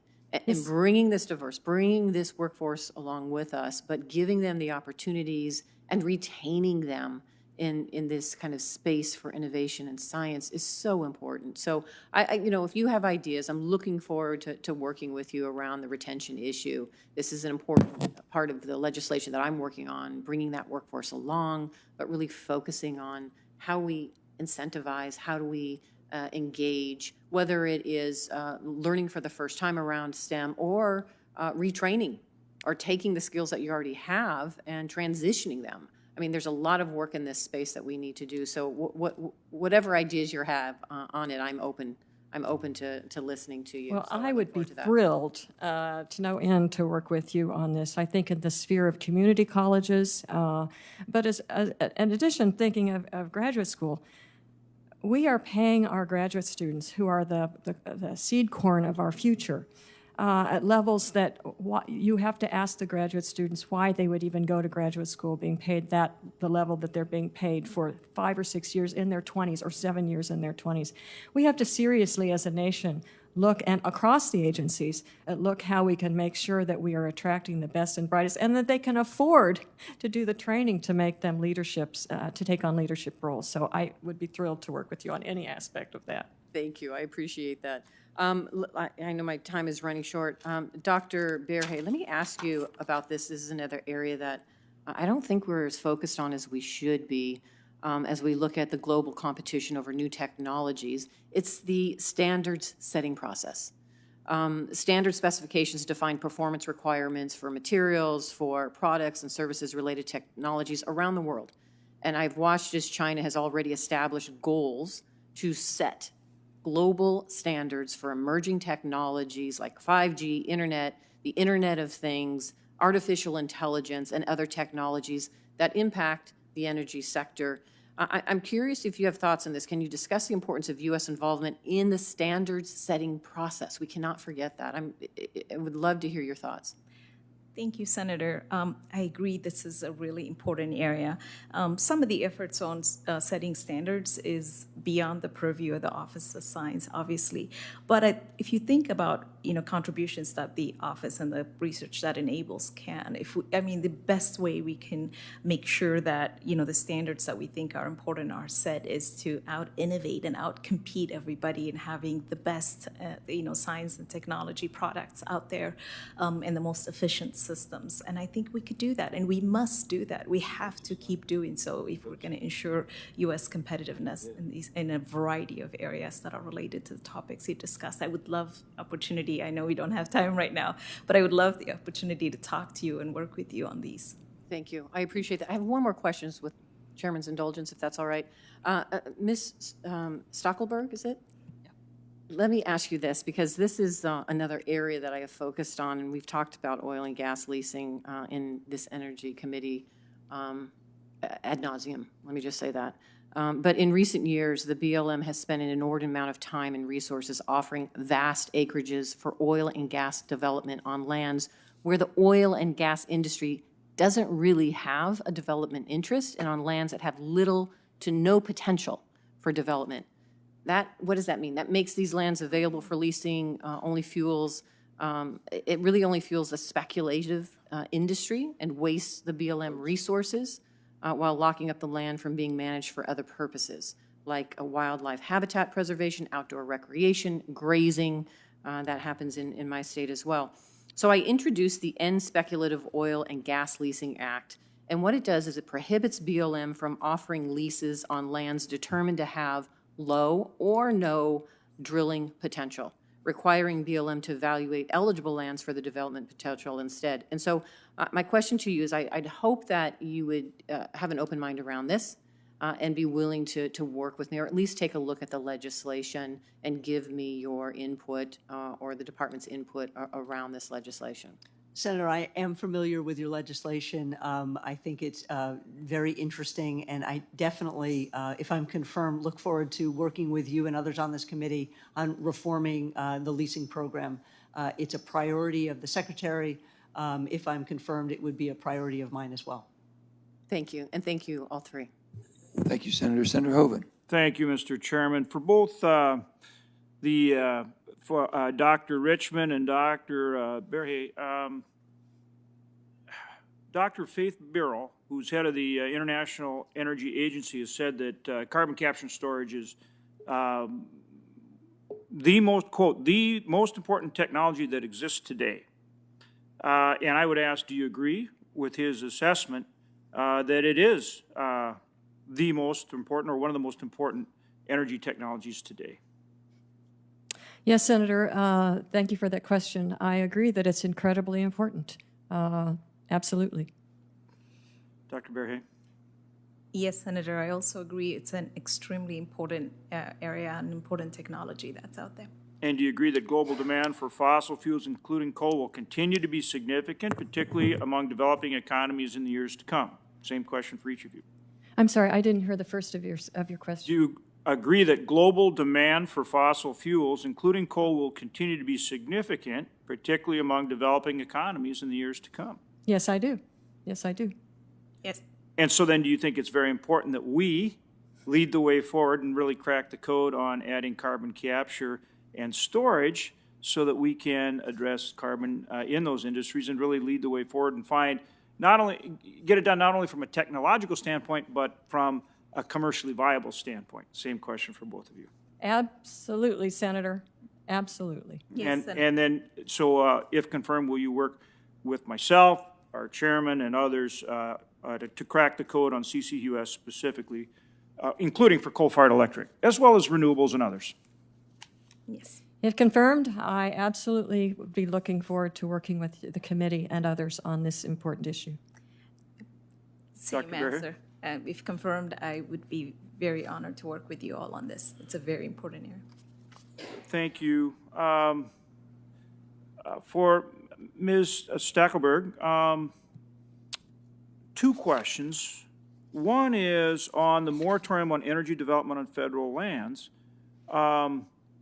How will you approach making sure the Interior Department acts to comply with the court order to resume those lease sales?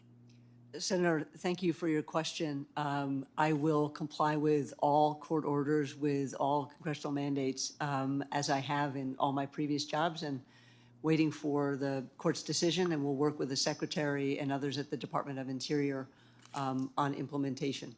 And do you agree public safety in Indian country is a very important issue and a big issue, something that needs to be addressed?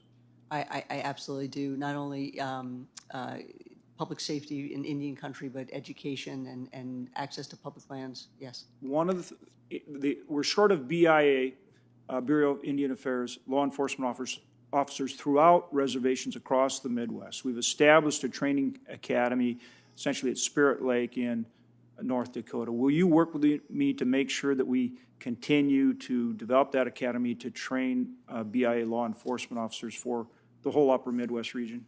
Senator, if I am confirmed, I hope to work with you on that issue and a range of other issues that affect Native Americans, the law enforcement community, and those interests in North Dakota. We need the Bureau of Reclamation to work with us on water issues, certainly throughout the West, but very much in my state. Will you commit to work with me, as well as my other Western colleagues, to make sure that the Bureau of Reclamation is able to help meet the important water needs of the communities in our state and throughout the West? Senator, I absolutely commit to you, if I'm confirmed, to working with you and others on the challenging issues of Western water resilience. I do want to just note that I was heartened to see that in the bipartisan infrastructure deal, there is over $8 billion for repairing aging infrastructure, water recycling, reuse, storage planning, including rural water projects. And so if I'm confirmed, I would love to work with you and your staff on those issues.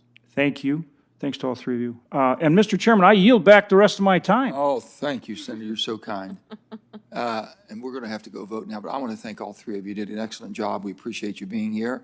And I want to thank also all of our participants. We appreciate your being here. And members will have until 6 p.m. tomorrow to submit additional questions for the record. So the committee stands adjourned. Thank you.